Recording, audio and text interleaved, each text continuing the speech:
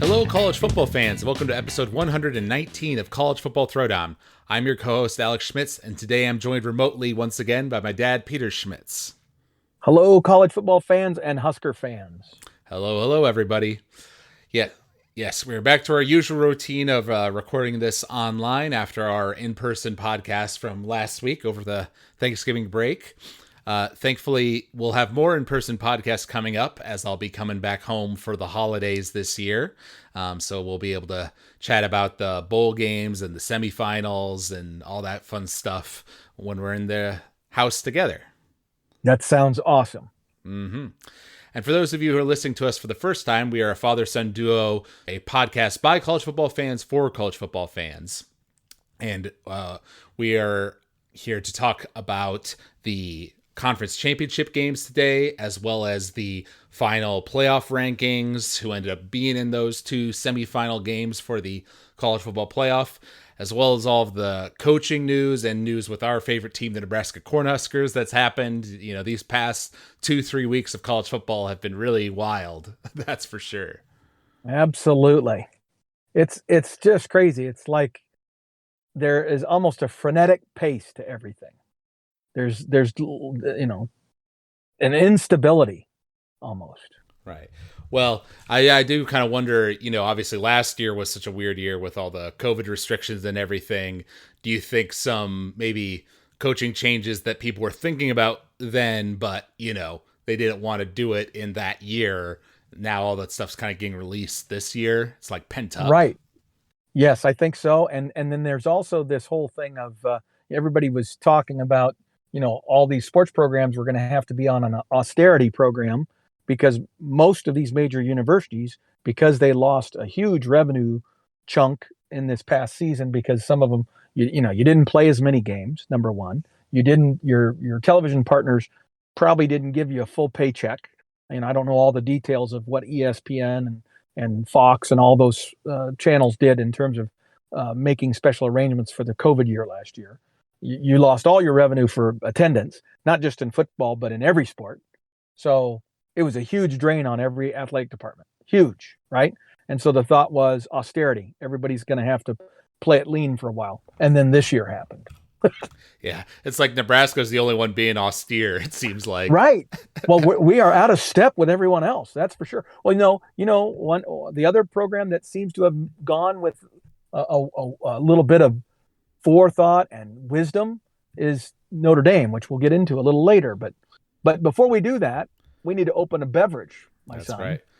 And you have been drinking a particular beverage that you like, that is from one of your favorite places on the planet, Japan, right?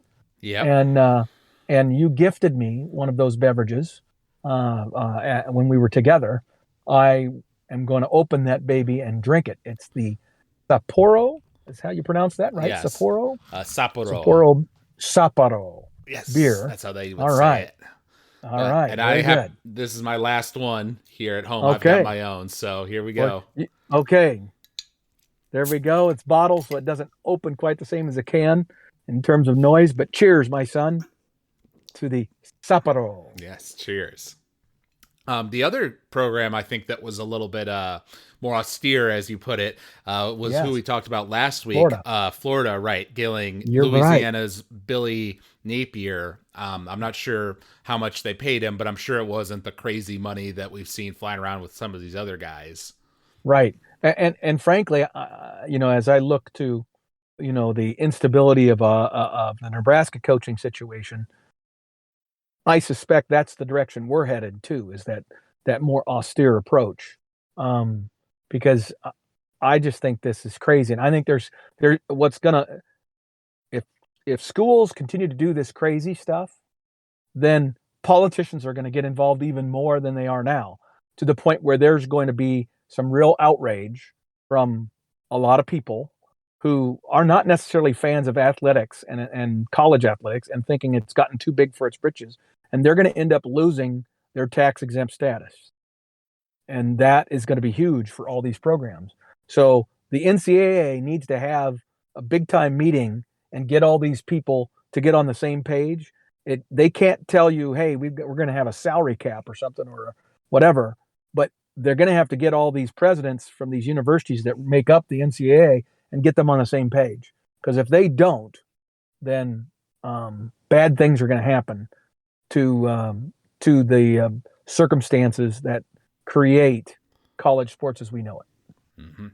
Yep. We were just talking before the podcast about different topics for us to discuss in the off season. With all the stuff flying around, there's definitely plenty to talk about. But there really is. But for now, we're going to stay focused on those conference championship games that happened this past weekend. We gave predictions for a couple of them. The first one I wanted to mention was the Pac-12 championship game. We were discussing there because there's a rematch between Oregon and Utah, with Utah having recently beat Oregon and beat them pretty badly in the regular season. But we both kind of thought, okay, typically in that sort of situation where the team that's perceived to have the better talent gets to rematch against the team that just beat them, right? They'll have, made preparations and be better prepared the next time and kind of take care of business. But that logic didn't play out this time.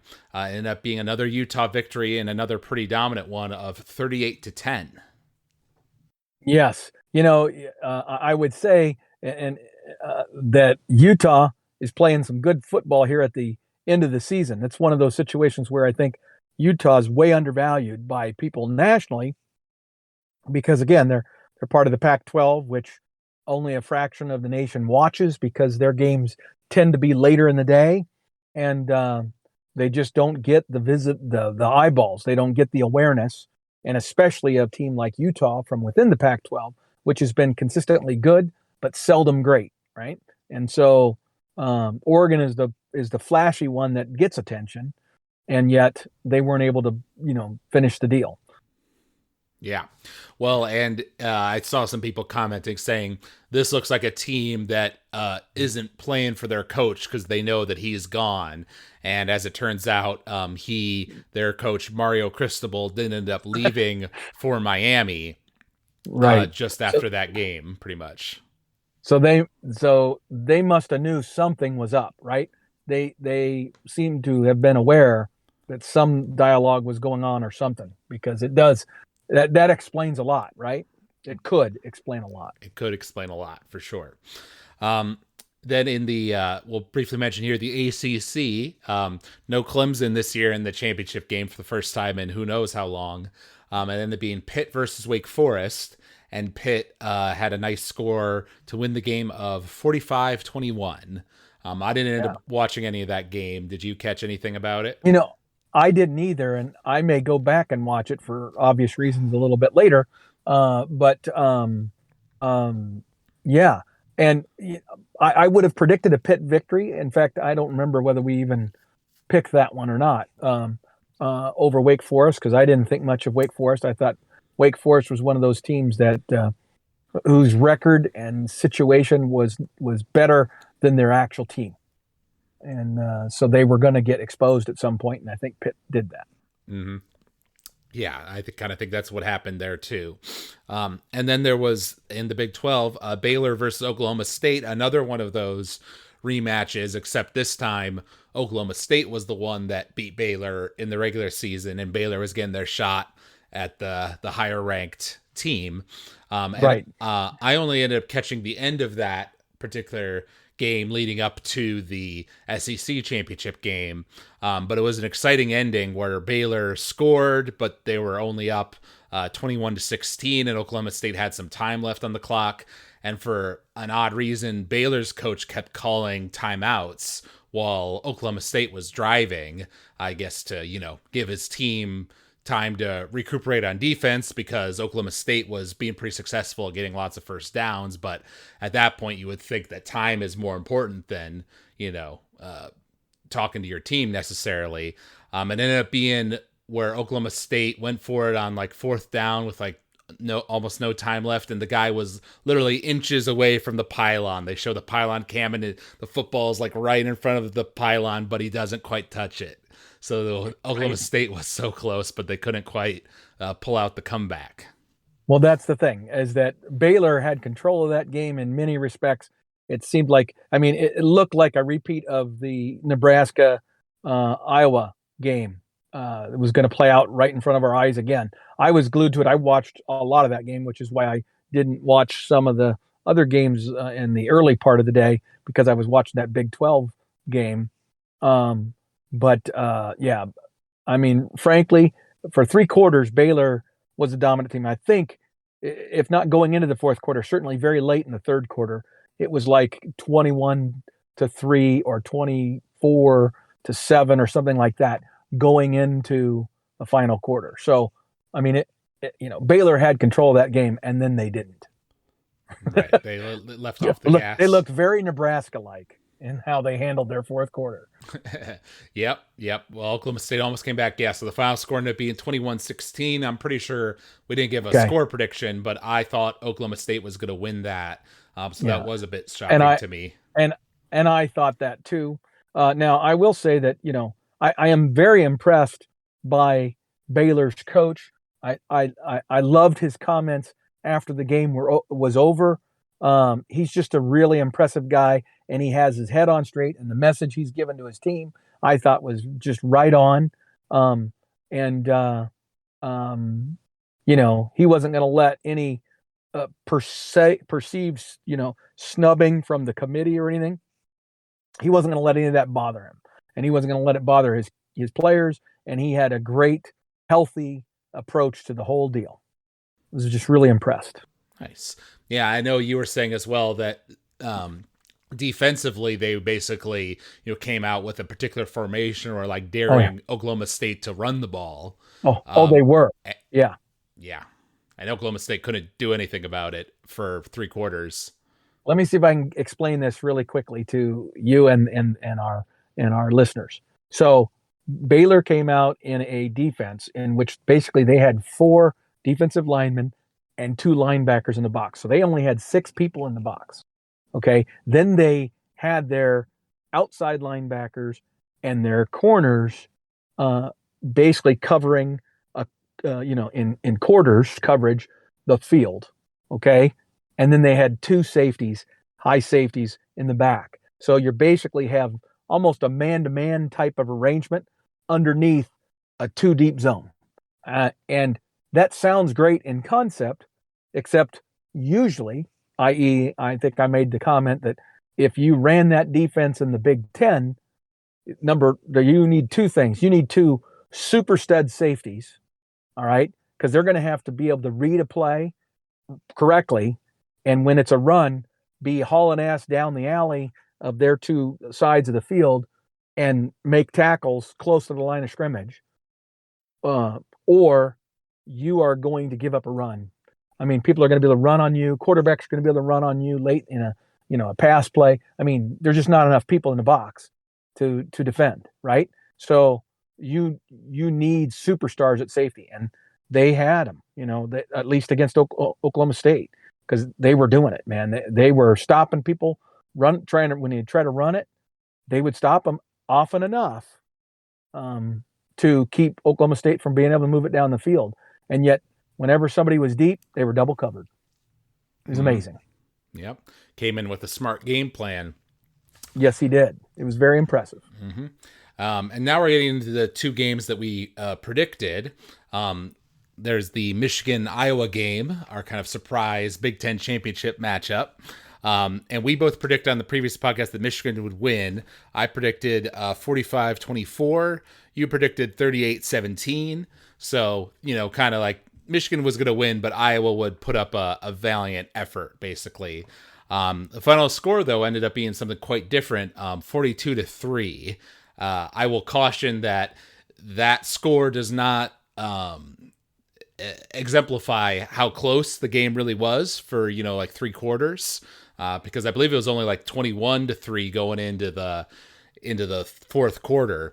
And Iowa had, a missed touchdown opportunity where they were like right at the goal line, a missed field goal, so they were driving the ball on offense and then couldn't finish the job on a number of occasions. Correct. And Michigan didn't do what most teams do against Iowa, which is make mistakes. at a with a frequency that allows Iowa to take advantage of them. And Right. that's what Iowa does. Iowa just plays disciplined football, tries to minimize their mistakes, and waits for the other team to lose the game. Mhm. Just hand it over to them, which is what we do every year against Iowa. Right. That's the strategy. Yep. I know Michigan did throw at least one interception. They did, but I'm just saying they didn't make enough. I didn't say that. I acknowledge that Michigan didn't play perfect, and they would certainly admit that.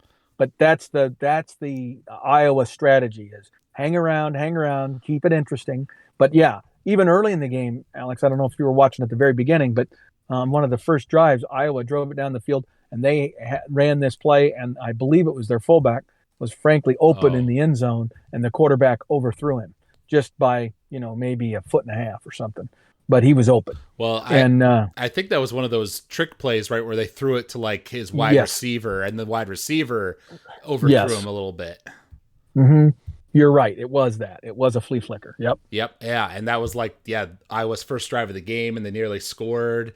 Because I watched the whole game up until I think it was late third quarter, early fourth. Iowa threw another or gave the ball up one more time, threw another interception, and at that point, they still only had 3 points. I was like, okay, this is over. I don't need to watch The anymore. rest of it. Yeah. Yeah, Yep.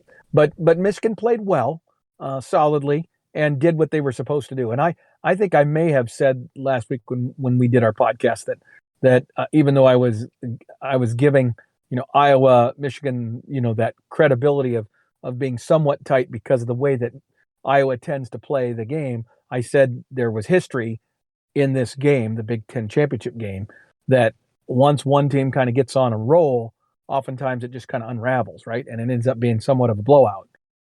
And I felt like that was beginning to happen then in the fourth quarter. Like, yeah. I mean, by the end of the game, Michigan was the dominant team in every respect. Yeah. Yeah. Well, and it also felt like from what I saw of the highlights of that fourth quarter, Harbaugh he didn't let off the gas, because I think he wanted to make a statement to the committee that like, this Mm-hmm. is how good we are. Mm-hmm. I agree. Yeah. So, good for Michigan, that they made it into the playoff, that they won their Big Ten championship game. That was the result we wanted to see.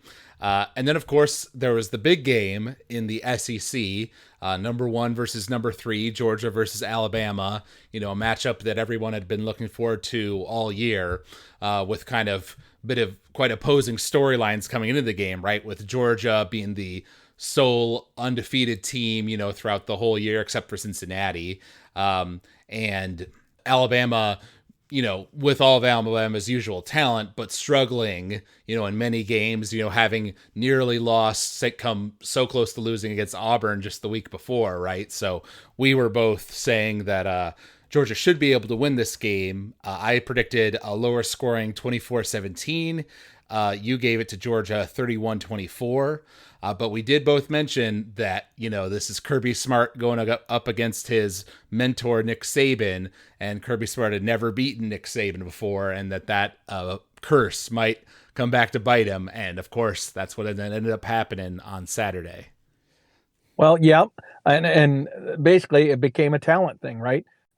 You made a comment during the game when we were texting back and forth during that game, that it prompted you, the way that the game was playing out, for you to maybe review Georgia's schedule, and you kind of recognize that, well, even though Georgia was undefeated, the truth is that in hindsight their schedule was maybe not as daunting as it might have appeared as people looked at the schedule earlier, right? I mean, they had beaten a Clemson team that obviously gave them great credibility early in the season, but then you realize that Clemson was really playing poorly at that point in the year, and was trying to find itself.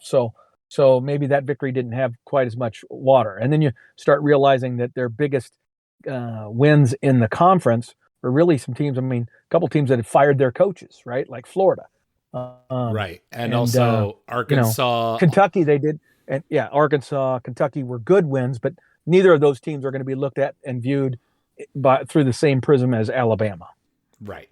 Yeah. Arkansas, Auburn, Kentucky, Florida, those are all their top wins, besides from that Clemson game, which, like you say, looks not as good in retrospect since Clemson's struggled so much this year.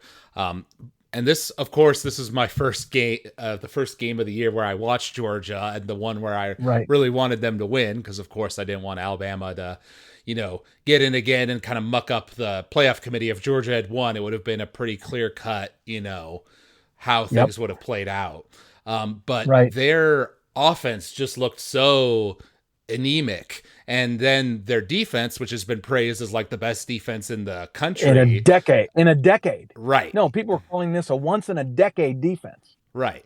And admittedly, like when their big guys got in there, they made some nice tackles at times, and drove them back and stuff. But like they made a point of showing their huge, defensive tackle guy, he could only stay out there for like 2-3 plays before he had to go to the sidelines to catch his breath, because Alabama was running a hurry up offense and they couldn't keep up with it. Exactly. And there were plays where that guy wasn't doing anything. Even Georgia's offensive line, both their offense and defensive line, those guys were taking plays off, right? Where they wouldn't do a damn thing, right? They weren't even trying. They would just stand up. Yep. It was crazy. And talk about offensive lines, although the MVP probably went to the quarterback because he did play great. But the real MVP of the game was Alabama's offensive line. After they had looked terrible against Auburn, Alabama was struggling to score so much against that Auburn team. And then that offensive line comes in here against this formidable Georgia defense and is able to give that quarterback so much time. He had so much time. Oh, he could have ate lunch in the backfield. I'm serious. It was ridiculous. You're right. I mean, it was crazy. It was, yeah. Well, and there's so much that's rattling around in my head about that. And some of it will be for our off-season conversation, but it really was disgusting to watch. It was frustrating and hard for me to watch it. But I put myself through about 3/4 of it, and then finally I bailed on it too, because it was like, I can't stand this. Yeah. I think I bailed sometime in the fourth quarter too. Yeah. But anyway, bottom line is Alabama was the superior team to Georgia, no doubt. And if you were now, based on that performance, even if they were to rematch, which will lead us into our next thing, I think Alabama is going to be a pretty clear favorite. Yep. Well, and I tell you what, it's classic Nick Saban, in that he shows struggles. His team looks worse against, competition that's worse than them, but then they go into a game where they're the underdog and it's the big game, the one that really matters, to get you into playoff contention. And what does Saban do? He comes in with a great coaching game plan and has those guys fired up. I'm sure he tore the what out of them after that near loss to Auburn. And this is one of those things where I don't like Nick Saban overall, but I do love a lot of his quotes. And he had a great one after the game where he said, what these guys wanted to gain was more respect, not just the fact that they were underdogs, but you guys, the media, gave us a lot of really positive rat poison. The rat poison you usually give us is fatal. This rat poison you gave us this week was yummy. Which, is exactly what we've said in the past, right? Saban's been very public about the fact that, he hates it when the media is saying, oh, Alabama's the greatest thing since sliced bread and they're going to crush this team, right? Because it's hard to get his guys motivated. But then this time when they're the underdog, he's like, well, thanks for that, media. I'm feeding this right to my players. That's right. Well, and that's the thing. That guy he's a psychologist to the max. I think he and his massive staff, which is a whole other topic that we will bring up. I'm sending some little teasers out here to our audience about what we're going to be talking about in the future, has changed the way you prepare for games. It's changed the way that you build a football team and the money and time and effort it takes to compete. All those paradigms have shifted thanks to Nick Saban, which is why he's so great, but it's also part of what's destroying the sport that I used to love. I'm loving it less now. Loving a little bit less. And then we should briefly mention here, of course, Cincinnati playing against Houston outside of the Power Five. If Cincinnati lost this game, they would probably lose. They would lose their spot in the playoff. But they maintained pretty good control throughout the game. It was close by the halftime. I think it was like 14-13. They were only up by one. But then in the third quarter, they got like 21 points and were able to close it out 35-20. Watching the highlights of that, I will say Cincinnati does have some real speed in some of their players. That was the thing that stood out to me the most. Yep, I would agree with you. They have some individual talent that when they're able to get it in space, does a lot of damage. Mm-hmm. Now, the challenge for them is going to be when they match up against these teams that have the kind of depth that a lot of these big time teams have, then it's not going to go well, which we'll get to when we get to this playoff setup. Right.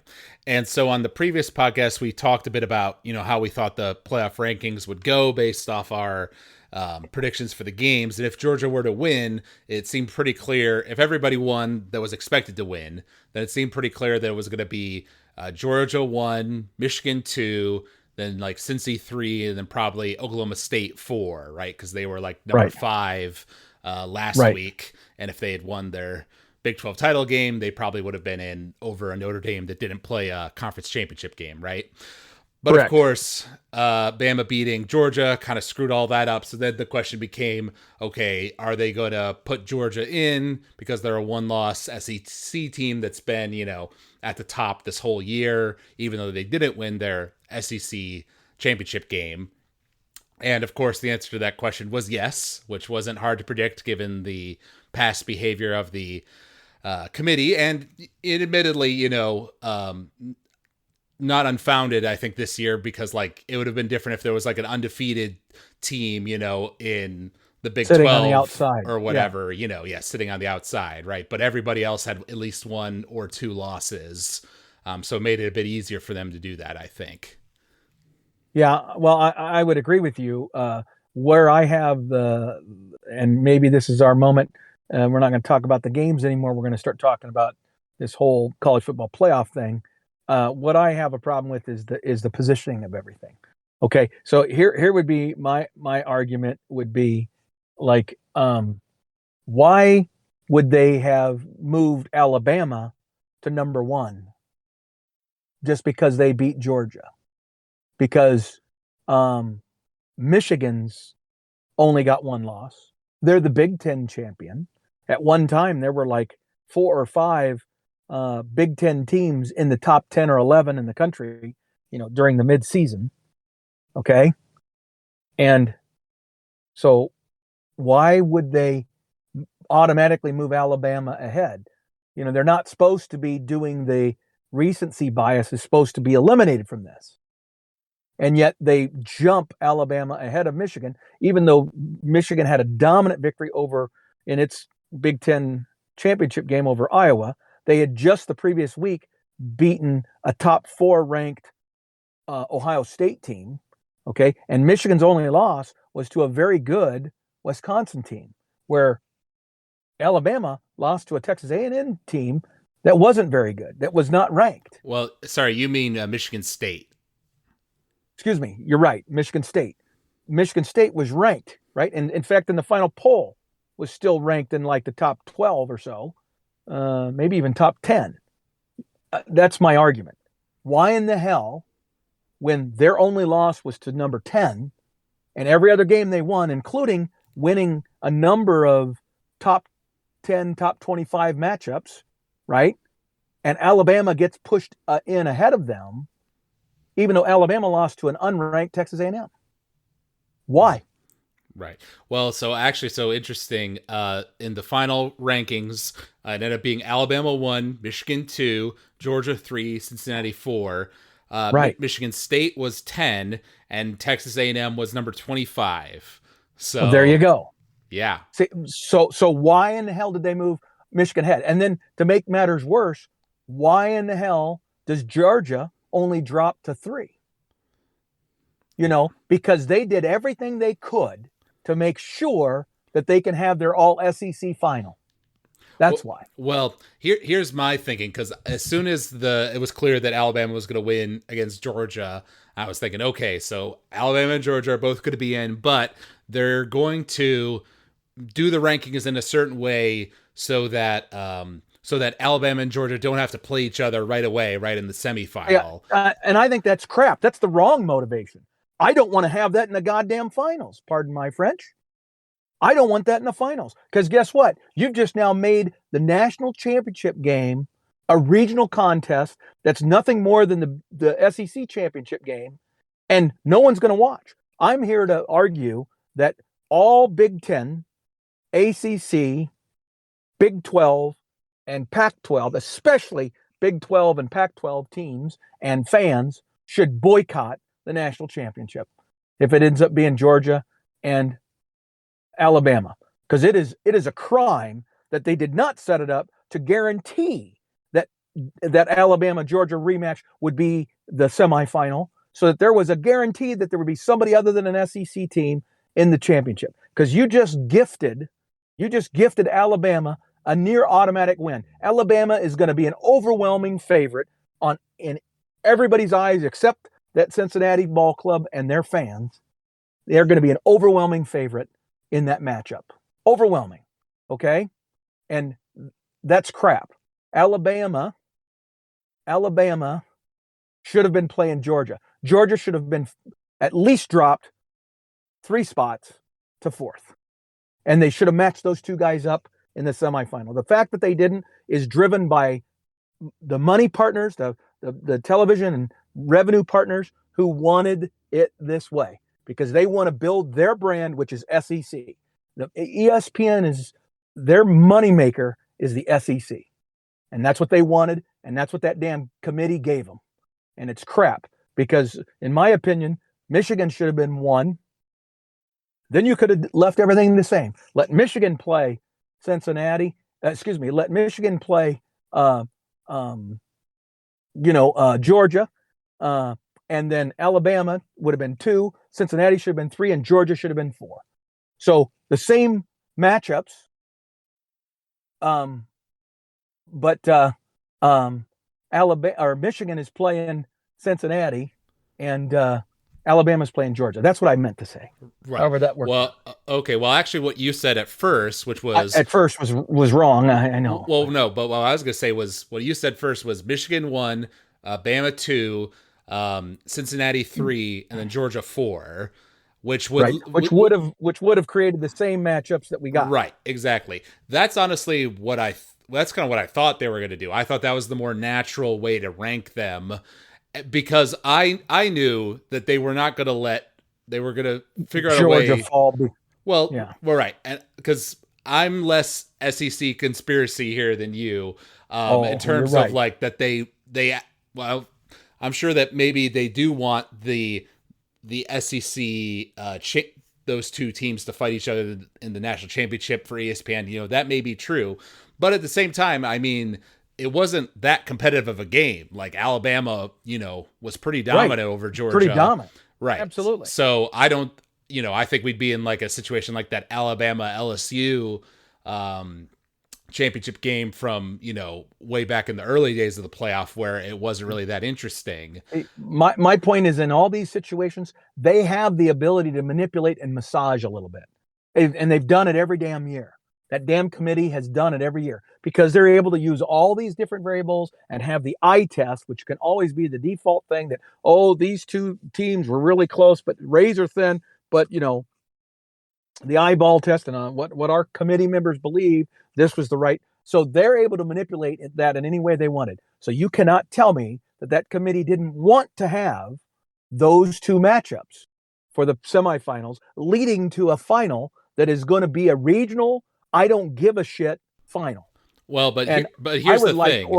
I would like to organize an actual organized boycott of watching that game when it comes to that. Okay. Now I know you're somebody's going to say, well, Pete, if Georgia beats Michigan and Alabama beats Cincinnati, then that is what it is. My point is, you avoid that. You have the ability to massage those 4 in such a way that you avoid that. and you create the appearance of a more national championship. Instead, you've made it another crowning of the SEC's the greatest that there's ever been. Right. And it's bullshit.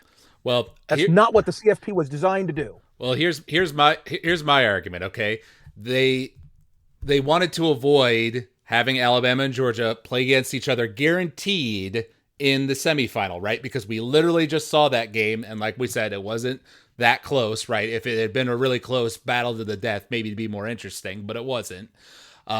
And so I think they want to avoid that for ratings and everything else. So they're setting it up so that they don't play each other guaranteed. And if Michigan comes to play like they should, then they've got a good chance, a solid chance at least, to beat Georgia and play Alabama in that finals game. They've set it up so that can happen. Yes, I agree. But there's already a bunch of other built-in advantages, okay, that are going to lead to the Georgia-Alabama final. Not only are those two teams most likely the more talented teams, but you've also got the games being played down in at the Orange Bowl, the Michigan-Georgia game, okay? And if you're worried about eyeballs on the TV sets, you wouldn't have the damn games on December 31st. And in fact, that Orange Bowl game between Michigan and Georgia is going to be at night on New Year's Eve. No one's going to watch the damn thing. They're all out partying.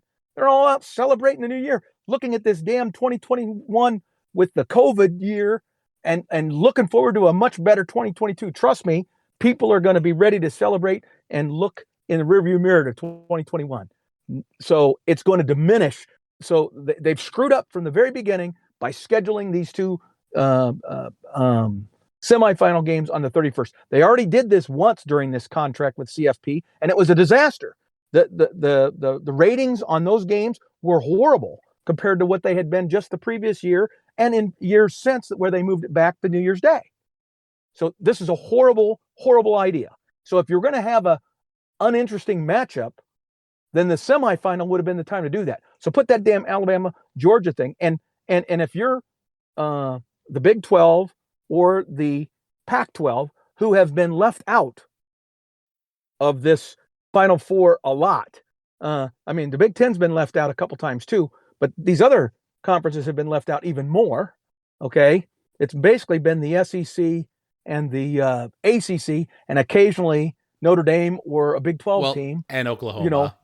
You know, that's what I mean, a Big 12 team. But my point is that those conferences have gotten shit on, and so is the Big Ten. And now this year the ACC is going to, because now it's golden child Clemson stumbled. So and here we are again with the SEC having two teams getting two big paychecks instead of one. Okay, everything about this helps the SEC and makes an already unbalanced playing field more unbalanced in favor of the SEC in the Southeast. So to me, it was a horrible decision by that committee that had the ability to manipulate those positionings so that they could have avoided this. And that is the kind of crap that they've been doing since this thing was created. And that's why I am so ready for that committee to have a whole different set of goals and circumstances that they have to achieve, which includes guaranteeing teams from all these major conferences get a piece of the pie. Okay. Guarantee it. We'll talk more in depth about the semifinal games as well as all of the big bowl games in a future podcast when we have a better sense of everything. Interestingly, I just looked it up. That Alabama-Cincinnati game, the current line on the odds in Vegas is minus 13.5 for Alabama, which is honestly lower than I would have expected. I was kind of thinking it'd be higher. Well, they're trying. I would agree, and I would say that when they start to see the early money, all going the route of Alabama, because people expect Alabama to win it big, that number will climb. I believe it'll probably go off at much higher than that.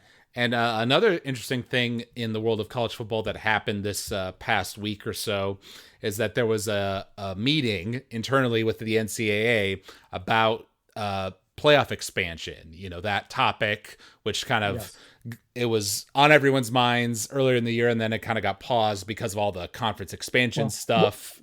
And and to be clear, it wasn't the NCAA; it was the oh, college football playoff you're right, group, right? Because correct. the NCAA does not own any rights or activity to this. I love to criticize the NCAA, but they aren't responsible for this debacle. That is exclusively the college football playoff. Right. Yes, you're right. It's just the college football playoff. But the news I saw out of that is that apparently there's interest in expanding the playoff and making it so the first round would have games we played on campuses rather than at bowls and things like that. But the Right. sticking point that was kind of hobbling negotiations a bit was the idea of the Power Five conferences getting auto bids to go to the playoff. Now I'm curious to know, was that in terms of the discussion about 8 teams or 12? Because if it's 12 teams, then I feel like the group of five doesn't really have a leg to stand on there. You know, at that point there's 12 spots available. You give five to the, biggest conferences or whatever, Right. as automatic bids, and then, have at least one or two in there for the group of five or whatever. Well, see, That should be enough spots to spread the wealth around. But if it's 8 teams, then I can understand the argument more, because then that's 5 out of 8, which is I obviously a I would agree. majority. I would agree. And here's the thing: the group of five on their own don't have a leg to stand on in any of those circumstances because history describes, and the fact is that all the money that has found its way into this sport through television and everything else comes through to that sport because of the big time programs, right? They are the cash cow, right? So, so these group of five are forgetting that history and that reality. Now, the leg that they can stand on, it's called politicians. Okay. And if all of those other institutions want to raise collective HE double toothpicks uh, because they think they're being mistreated with the current climate in Washington, D.C., I guarantee you that politicians would eat that up and come to the group of five's defense. Okay. So the biggest strength they have is the fact that they have a bunch of politicians in Washington that are chomping at the bit to have an open discussion about the current setup with colleges and their athletic departments. And colleges and the big conferences are so fearful of that, and rightfully so, that this is the one leverage point that needs to happen. It's like somebody fearing that a law is going to be brought to the Supreme Court, knowing that if it does get brought to the Supreme Court, it's going to be found unconstitutional, and they're not going to be able to do whatever it is that they're doing, right? And so that's what's hamstringing the big Power Five conferences is they do not want the politicians in Washington getting involved because they know that does not end well for them at all. And Right. as a result, they're giving everything up. They're that's why NIL was created. I mean, all that stuff ultimately is about fear of that being brought full circle to the politicians in Washington. Right. And And now that go ahead. to be clear, what you're talking about in regards to politicians is the tax exempt status of the universities, which is the major kind of death blow, that's hanging over their necks, as you say. Absolutely. And they're so scared of that between the presidents and athletic directors of these major conferences and universities that they are giving away the house, the barn, and the business. Okay, they're giving it all away because they're so scared of that happening, and that's the leverage point that the group of five have in this negotiation. That's the stick in the mud. Mm-hmm. Yep. Well, So we'll see how it ends up playing out. Then I think that some kind of expansion of the playoff is inevitable, but it's going to be what form does it take? Like we said, what how is the auto bids for the conference champions of the Power Five versus the Group of Five? How is that allocated, et cetera, et cetera. see, I'm I was going to say this earlier because there's no doubt that Cincinnati is a massive underdog against Bama. But if somehow the instead of getting the Bama that played against Georgia, we get the Bama that played against Auburn comes to play that day for whatever reason, and Cincinnati is able to pull out the miracle upset and go to the national championship, having conquered the evil massive monolith of Alabama, that would be such a great storyline for the playoff in college football this year. It would be a huge boost to the Group of Five's confidence and everything. It absolutely would. Not going to happen, but it absolutely would. I'm serious. It's not. It's just not. Now, I mean, is it absolutely 100% not possible? No. There is a singular scenario where that would happen, where, like you said, Alabama shows up and thinks their shit doesn't stink and plays like crap and not focused and just thinking that they all they had to do was show up to win. That could happen. But even if that happened, I believe that by halftime of a game where Alabama showed up that unprepared, the second half would give them enough time to recover and ultimately win. It would end up being a close victory and an embarrassing victory for them, but it would be a victory nonetheless. That's my opinion. Okay. And I'm sorry, and I apologize to any Group of Five person who disagrees with me on that, but that's my view. Okay. And then part of that is, you've seen it before. Well, in 2016 or 17, when UCF, who got ignored, and they were undefeated, and then they played Auburn, who was a team that had just beaten Alabama, went out and beat Auburn, and they beat them fair and square. Now, part of that was Auburn was playing in a lesser bowl game in their minds, and maybe didn't have their best effort that day for UCF. But UCF rose to the occasion, played hard, played disciplined, and won the football game. So there are examples where that stuff happens, no doubt. That's why they play the game, so to speak. But I'm just frustrated by the built-in advantages that have been established by this college football playoff, specifically for the SEC. And I think in part it's been coordinated because that's the revenue partner that they chose to go with, which was ESPN.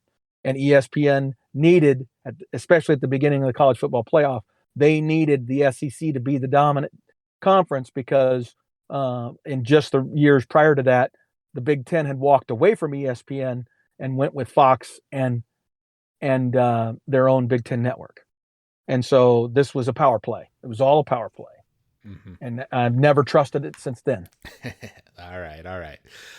Moving on to other news in college football, since, it's crazy that we just recorded about a week ago. And at the time we were talking about Lincoln Riley switching over to USC, which was a massive news, and that these players were decommitting from Oklahoma that had been recruited to that school and everything else. And then pretty much the day after, I think we recorded that podcast, the news came out that Brian Kelly from Notre Dame was leaving that school for LSU, which was obviously, that was kind of the big hanging question. Okay, Lincoln Riley didn't go to LSU like everyone was saying. Who are they going to get? So they get Brian Kelly, who has had a very good year at Notre Dame this year, only one loss. Admittedly, their strength of schedule isn't that great. But still, he's done well at Notre Dame, not amazing, but he's done well. So what's your thoughts on that hire by LSU? Well, my opinion is that Brian Kelly's a good coach, one of the top coaches really in the country. He's been successful everywhere he's been, but he's mostly been in the Midwest, right? The upper Midwest. His coaching career was primarily in Michigan, with Grand Valley State, and then he was the coach for a few years at Cincinnati. He's one of the first guys to really build that program. That's not true. The guy that was just before him had really started the building process of making Cincinnati into a consistent winner within their conference. And then and then he got the big opportunity to go to Notre Dame and has done very well there, including playing in the college football playoff a couple of times. So he's done very well. He hasn't won a national title, but he's the winningest coach in Notre Dame history. Did you know that? I didn't know that. Wait, Yeah, more than Lou Holtz? More than Lou Holtz, more than Newt Rockne. Huh. Yep. Eris Parsegian, all the great names of Notre Dame lore. He is the winningest coach in Notre Dame history. And I mean impressive. I mean that in number of wins. I don't think that's a percentage thing. Right. So, and part of that is how long nowadays is he? Right. Well, we play more games than we did back then, I guess. Right. Exactly. But how long has he been there, though? I don't feel like it's been more than a decade, right? I'm going to say it's been more than a decade. Yeah. Okay. You know what?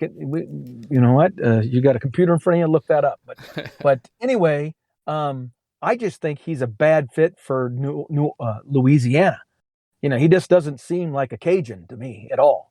Right. I mean, his personality, nothing about him seems like it would click with the,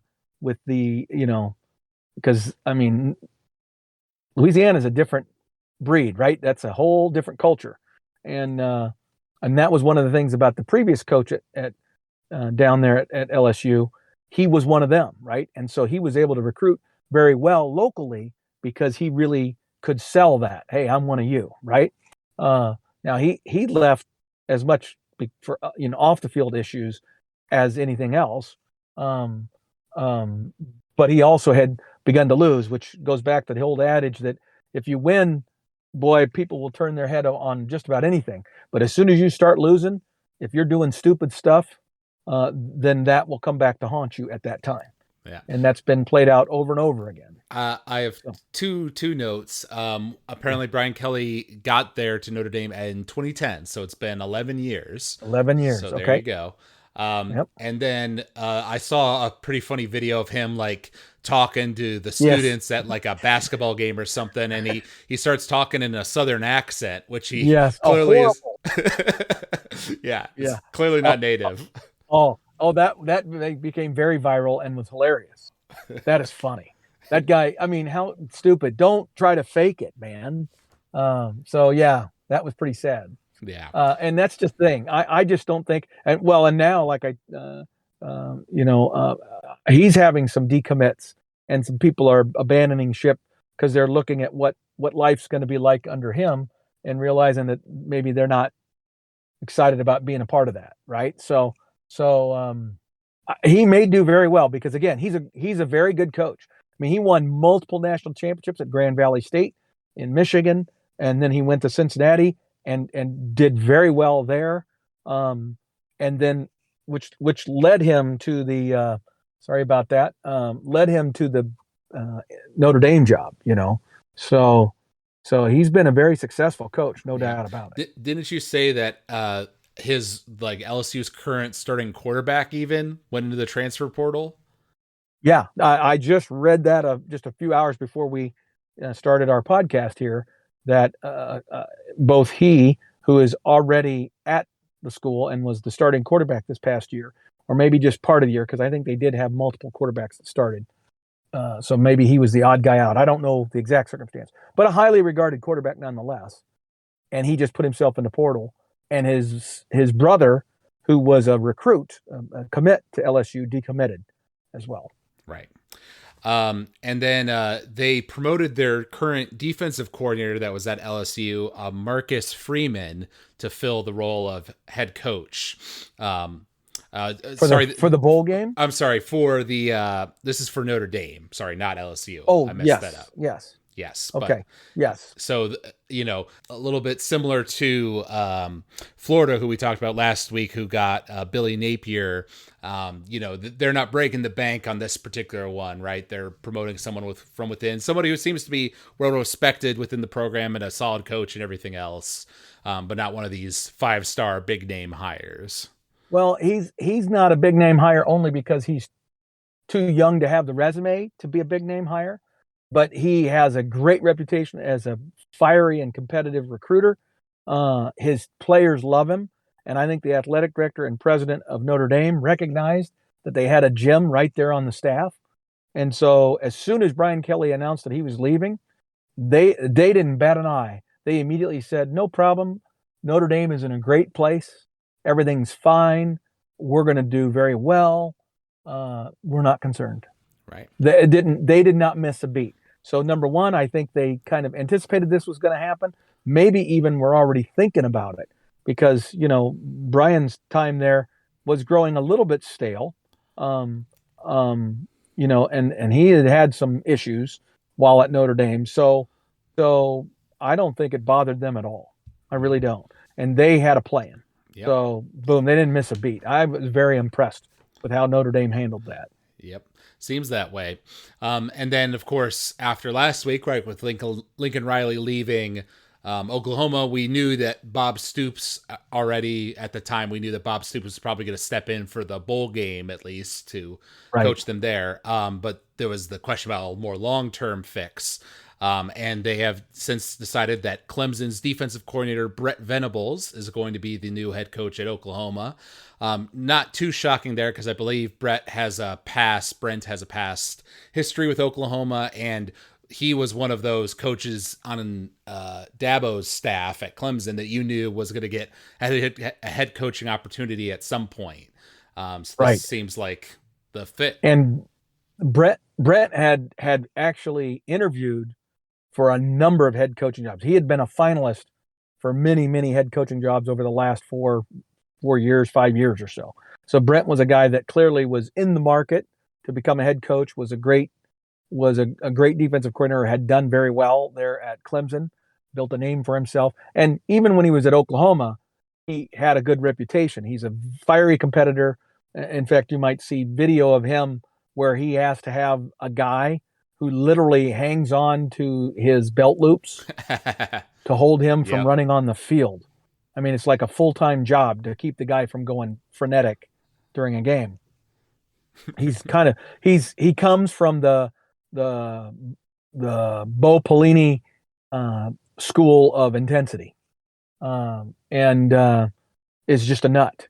And he and I believe he was on the staff. I'm trying to think of it. He was on the staff with Mike Stoops, Bob's younger brother, who was the defensive coordinator at Oklahoma. And then Brent was on the staff at that time. Then Mike Stoops got a head coaching job at the University of Arizona, and Brent became the defensive coordinator at Oklahoma and was on Bob's staff as the coordinator. And then Mike got fired, came back to Oklahoma. They became co-defensive coordinators again. With both of them, and then Brent then went on to Clemson when the opportunity presented itself. So they kind of gave Brent a transitional time there, and then he moved on. So he has a very positive history with Oklahoma, and is intense as a coach, intense as a recruiter, but very different than Riley. So the culture of that team just took a 180. Mm-hmm. Well, and I think you might. Although a lot of this news about transfers and things like that came out before Brent was officially hired as the head coach, but we talked about it a bit on last week's podcast that there were some recruits and other players that were leaving Oklahoma, but it's become a flood. I mean, I swear every time I was looking on the college football Reddit, it's like this 5-star is decommitting from Oklahoma, this player is transferring from Oklahoma. So I feel like the Oklahoma players are really feeling like they were duped, right? Mm-hmm. And you are looking at a major culture shift between Lincoln Riley and Venables, and I think that the players feel like they were somehow mistreated or duped by Riley, and I don't think they're all enthusiastic about Brent Venables. Because again, I think they recognize the difference in the personalities of those two, right? And so they're in that difficult transition time. At some point, Brent will stabilize that. He's a very good recruiter, so once he gets his staff in place and stuff like that, probably some of those guys that are in the portal might have a chance to switch back And even some of the guys who decommitted, if they don't quickly commit somewhere else, might be treading water and taking a wait and see, and then we'll get back in the fold with Oklahoma. We'll see how that all plays out. But there's definitely going to be a little bit of transitional difficulty for Oklahoma because of that. Yeah. From all the indications I've seen is that this Lincoln Riley's change to USC took everybody at Oklahoma by surprise. I even saw something on social media today where on USC's football, Twitter page or whatever, it says something from Lincoln Riley like, I want to make this place the mecca of football. And then some Oklahoma player commented, that's what he told us last week or something like that. So the salt is very real, I think. Oh yes. Well, that's what I mean. I think he's one of these guys that basically left in the middle of the night, right? Like he scooped and left town in darkness, kind of thing, because he shocked everybody with that. And I suspect the athletic director didn't know that this was coming either. But like all good athletic directors, and Oklahoma's athletic director has been one of the best. He had his list in his pocket, and so when that circumstance happened, he was ready to go. I would say this: he wasn't surprised that Lincoln Riley left, because Lincoln Riley was entertaining offers from the NFL pretty regularly for the last few years, right? When you coach basically like whatever it was, 3 Heisman Trophy winning quarterbacks in a row, you're going to get some positive attention.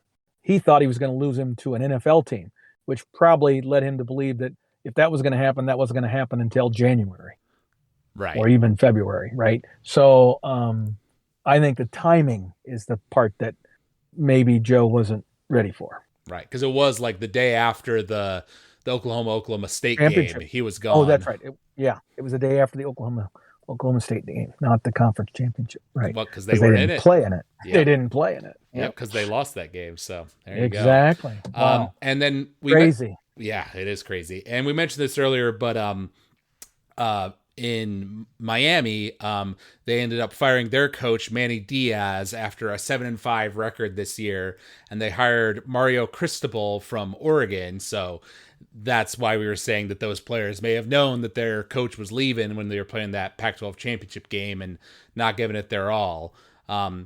Seems like an interesting choice because, Oregon has been like okay the past few years, right? But they haven't been what they were under Chip Kelly, right?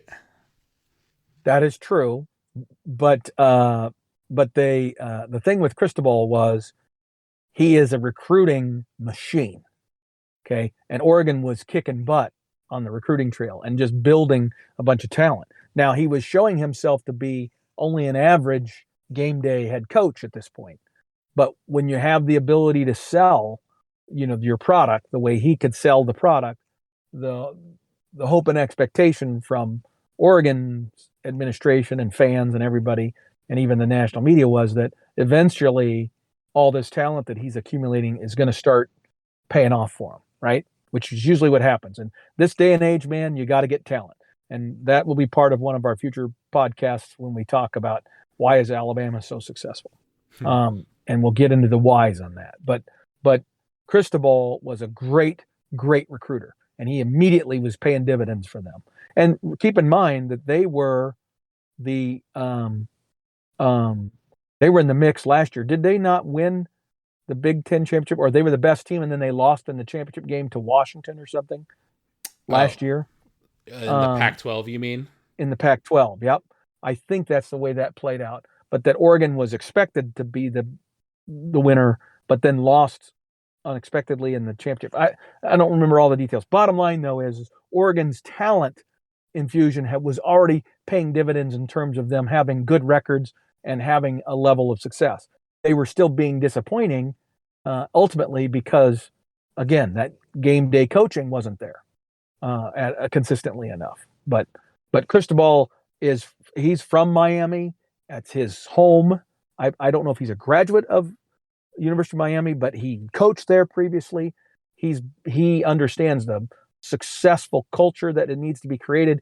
If you're going to be a great success at Miami, you've got to keep all those Miami, South Florida kids at home at Miami. And they have not been doing that under their last few head coaches.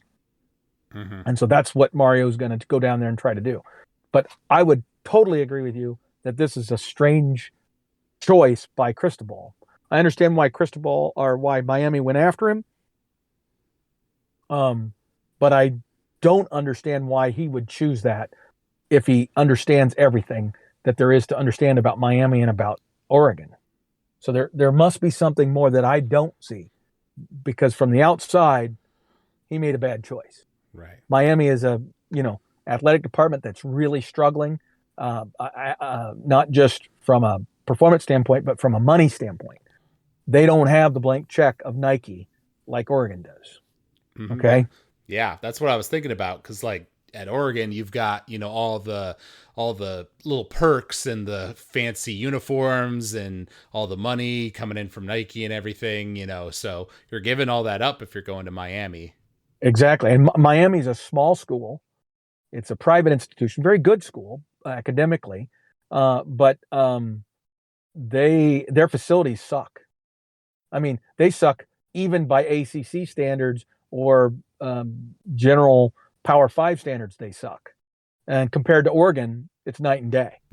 So Right. somebody has promised Cristobal a blank check, I believe. I mean, that would be the only logical thing, is that the athletic director at Miami has said, we're gonna give you everything you desire, and we're gonna spend whatever we got to spend to become great again, because that's what it's going to take in terms of reinvestment in their facilities and things of that nature. And then he's going to have to go out there and lock down the city of Miami and South Florida again, like it used to be back in the heyday of Miami Hurricane Right. football. So last year they were 4-2 in the regular season. They lost to Oregon State and Cal. So I don't know that they were competing for the championship last year, but that was such a weird year. I'm wrong about that. Maybe it was 2 years ago. Then it was pre-COVID year. But Yeah. anyway, I just felt like a lot of things from a recruiting standpoint had gone very well for Oregon, and they had a great recruiting class this year. One of the top recruiting classes in the country. So he had been doing phenomenal in recruiting.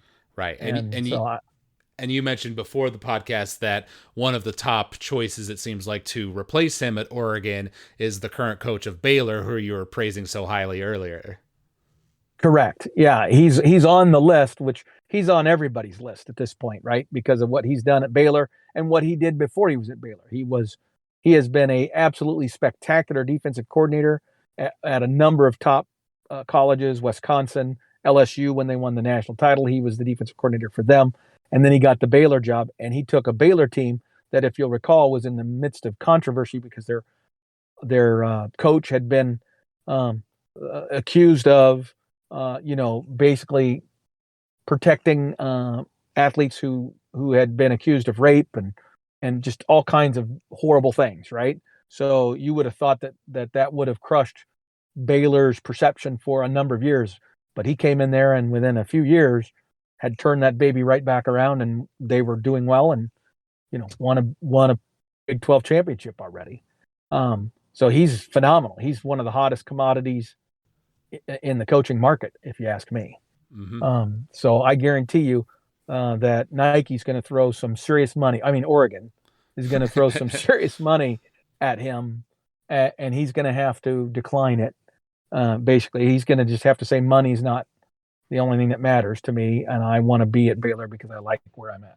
Otherwise, he's likely going to be the next head coach and that's too bad, because I had some hopes that if the Scott Frost 1-year experiment fails, that he was a guy that I would have put at the top of my list. And if we're going to get into the game at the $10,000 or $10 million a year kind of pay for coaches, if that's where we're headed, then I would want to throw that kind of money at a guy like him. Mm-hmm. Yeah. Seems like a good option, certainly of the ones that are left out there right now, that a lot of the bigger names, right? Like we were wondering what's going to happen with LSU, what's going to happen with Florida, what's going to happen with Oklahoma, right? Those have all filled in now, so now it's kind of right. The other teams are figuring things out now. Well, right. Well, and that's the thing, is that interestingly, a lot of the hot, every year there's hot head coaches or hot assistant coaches, and then they have another year and maybe they don't do so well. Like Campbell at Iowa State, who after the previous year, lots of people talking about him, people were still interested, but they fell short. But in the meantime, Iowa State stepped up and renegotiated his contract. Same at Penn State, right? Their coach was in discussions about a lot of these open jobs, and Penn State threw some more money and extended his contract. Michigan State threw stupid money at their new coach to solidify him.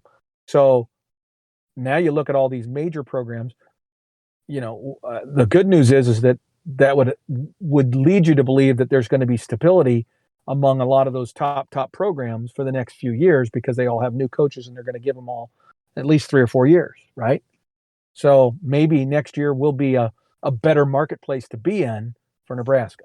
Oh, I definitely think so. I mean, it's rare to have so many top jobs opening up and to have the people who get those jobs, right? The fact that USC stole Lincoln Riley away from Oklahoma, and Oklahoma that's been one of the top teams in the country year after year for the past 10 years crazy. Or whatever, right? That doesn't happen very often. No. And then Notre Dame coach leaving Notre Dame, not getting fired, purposely leaving Notre Dame to go coach at LSU.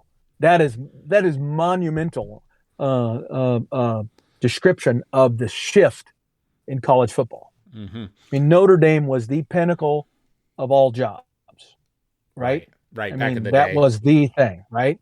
And no one left Notre Dame. You were either asked to leave, or you retired, or something, right? Or you got fired. Or you got fired, right? I mean, that is what did it, right? But for Brian Kelly to leave that job by choice to go to LSU says an enormity about where Notre Dame is at right now, and where LSU's potential is right now. Yep, no, it's true. There are plenty of rumors out there about our new coaches, our offensive replacements for our current coaches at Nebraska. And we're expecting that by the time we do a podcast next week, we should have confirmation of a number of those people. But we're going to save that discussion for next time when we have more concrete names to go off of and speculation and all that fun stuff. So the last thing we'll talk about today is some of the transfers and recruits and stuff that we've gotten here at Nebraska after our final game of the season. And of course, the biggest news since last we talked is that Adrian Martinez, our 4-time starting quarterback, is transferring away from Nebraska. The rumor is that he's going to go to Kansas State because that's where his current girlfriend is, who he's quite serious about. But it does kind of solve one question we were wondering about last time, like how is that quarterback battle going to go, right? Will Adrian stay another year? Will he go to the NFL? How will that compete with Smothers and our other quarterbacks we have in our room? But now we know for a fact that Martinez won't be there, which is it's weird. The feelings it elicited in me, I felt bad, because it's like, oh, we're losing all that experience, and Adrian has been shown so much talent in his time at Nebraska. But at the same time, I'm also thinking, well, it gives some more clarity on what's going to happen next year. It's clear that like Smothers has to compete and try to improve himself and be the top guy, right? He's got that mission now over the off season. And hopefully we'll get somebody who's more consistent than Adrian proved to be. So I was kind of mixed on it. What was your first impression? My feelings were also mixed, similar to yours, but different for a different reason. At the end of the day, I'm feeling like this is good for both. This is good for Adrian, for him to step away and maybe go somewhere else. And it's good for Nebraska that he's not going to be at Nebraska. And that's because, we've been there, done that with Adrian Martinez trying to be successful within Nebraska's offense. He has had more than enough time to come up to speed and to use all that experience of all those quarterback snaps that he's taken, and translate that into improved play and improved consistency. And he's never been able to demonstrate that. So this is a great new opportunity for him where he can go to a school, hopefully, that has a good fit for his skill set, and that maybe has an offense that isn't as complicated. It doesn't put quite as much weight on him to make every decision and to be the ultimate arbiter of whether the offense is effective or not. There are obviously a lot of different offensive systems, and each one puts more or less on the quarterback. And our offense, an enormous amount is put on the quarterback in terms of decision making, in terms of how they go is how the offense goes. Like back in the day for Nebraska, when we had our old Tom Osborne system, that we needed to have a good quarterback, but we could be incredibly good, even national championship good, with a guy that wasn't the best quarterback. He was simply a guy who could execute at a high level and let all the talent around him succeed. Does that make sense? Yep. Okay. So anyway, Adrian could maybe go somewhere that gives him that lesser requirement and be enormously successful, because there's no doubting his effort, his athleticism, phenomenal. But he's not an accurate passer, has never been an accurate passer. So unless that surgery that he just had on his shoulder magically makes him an accurate passer, he's probably going to continue to be an average passer. But that doesn't mean he can't be enormously successful in the right system. Right. And then for Nebraska, the thing that I think is important is what you said about Smothers, but equally important is now we can go out and recruit, hopefully, multiple portal quarterbacks that know they're coming into a Nebraska quarterback competition, not being guaranteed the spot, but also not having an entrenched starter that they have to overcome. I believe it opens the door for Nebraska to ultimately get 2, maybe even 3 quarterbacks out of the portal, because our quarterback room isn't very deep right now. We have 2 scholarship quarterbacks, Smothers and our young freshman. That's it. Right. So we could easily get 2 or 3 more because we don't have a quarterback in this class. Well, we do, but he had a season-ending injury, right, early in his high school senior season, and so he's done. He may likely redshirt next year, so we can't count on him being there like for spring ball or anything like that, which typically happens with quarterbacks. So you almost see him as a guy down the road, right? He's longer term. So I could see us getting 2 or maybe even 3. And I think that would have been very hard to get high quality options out of the portal if Adrian was still there. Mm-hmm. No, I definitely think good that's for both. Yeah, I think that's true. At the end of the day, clearly, as much effort, like you said, as Adrian clearly did put into his time in Nebraska, it wasn't equating to wins, right? So exactly. Hopefully going a different direction with a new offensive coaching staff, hopefully a new quarterbacks coach, all that sort of stuff, will shake things up enough that we get a different offensive result next year. Going with that, though, there were a few other transfers of note. One was Scott the Third. It's Marvin Scott. Marvin right? Scott. Marvin Scott the Third. Right. Yep. Who got a good running back. Right. Who got a solid number of runs this year as a running back. One of the guys that we did rely on. He's transferred, as well as Sevion Morrison. Right. And the thing is that both of those guys were pretty talented running backs coming out of high school.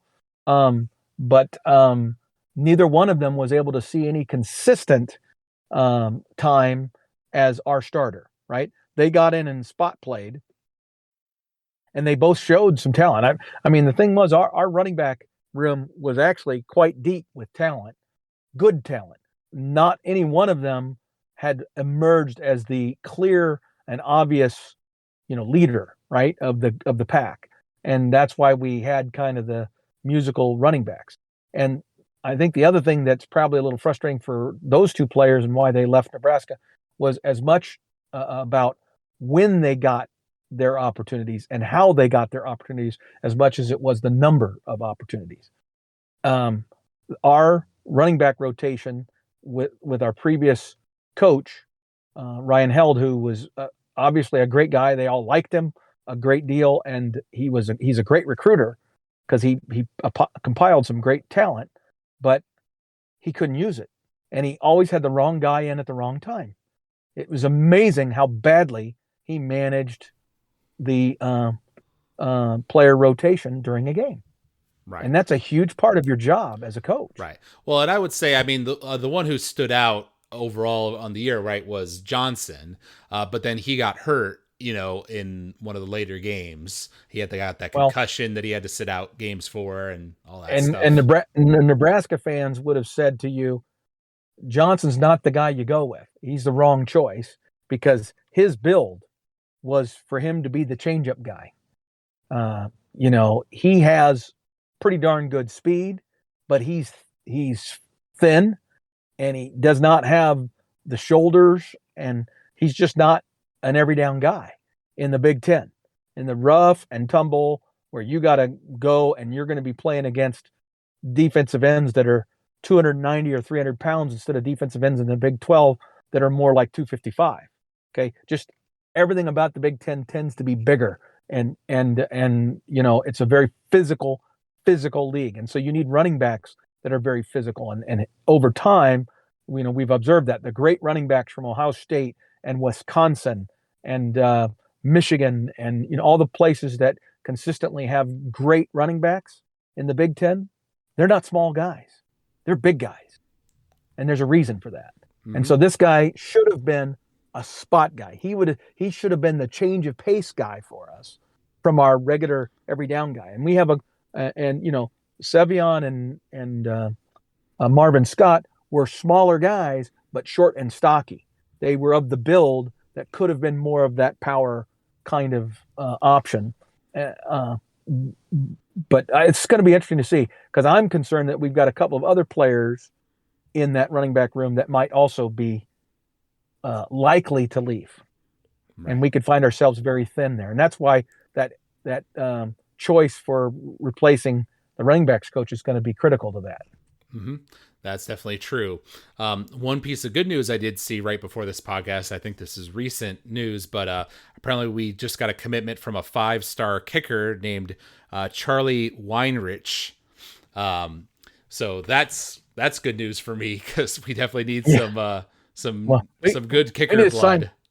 We need to sign every kicker who's good that we can find.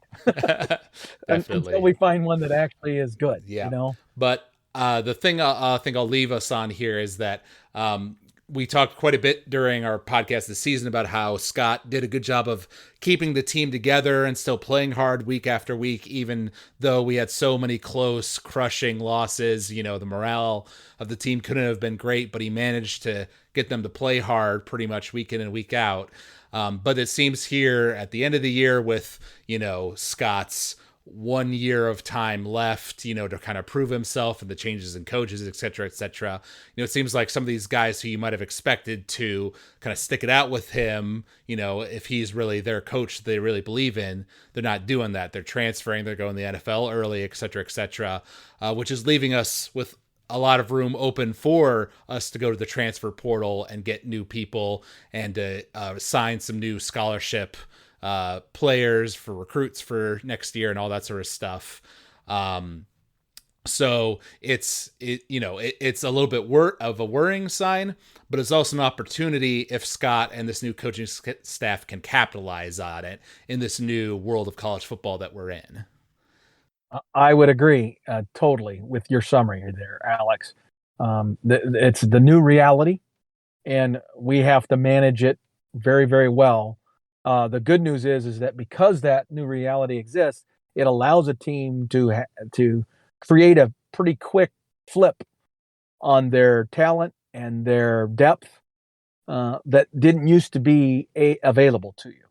But in Scott's situation, he's got a very heavy sell to do on all these guys. Not only the players that are on the team already to keep them there to improve retention, but also to then fill in all the gaps that exist so that we can come out there next year with a team that has a legitimate chance to compete in the Big Ten West. I mean, I'm not foolish enough to think we're going to be a Big Ten contender, but I sure would like for us to be competitive enough that we as fans and they as players have at least the experience of being able to say, gee, we're 4 weeks into our 9-week season in the Big Ten, and we're in this thing. That's something our players haven't been able to do, and that used to be an annual event. I mean, for 45 years, that was every year, right. And all the way to the end of the season. It usually came down to the last game of the season or the second to the last game of the season. That was the deciding factor for whether or not we were going to do big things or not. And now we haven't experienced that for 20 years, really, and certainly not consistently. And so Scott needs to find a way to find consistency both in his new coaching hires, find consistency in both offense and defensive performance and special teams performance. And then he has to figure out a way to fill in all the gaps that are being created by departure, so that his team actually has the talent to compete. Because again, something we've said on this podcast many times, Alex, is the thing about the Big Ten is that the coaching is good enough and the talent level is distributed enough in the Big Ten for everyone, except with the one exception of maybe Ohio State historically over these last decade, is that if you have a weakness, if there's clearly a position on your team where you just don't have enough talent or skill, the head coaches in the Big Ten are going to figure it out, and they're going to expose the heck out of it. So you better be good everywhere. You better be sound, at least sound everywhere. You don't have to have a superstar on every, because nobody does except Ohio State and maybe Michigan and Penn State to some extent. But you got to be good, and we have not been. We have had individual areas of frightening weakness every year under Scott Frost.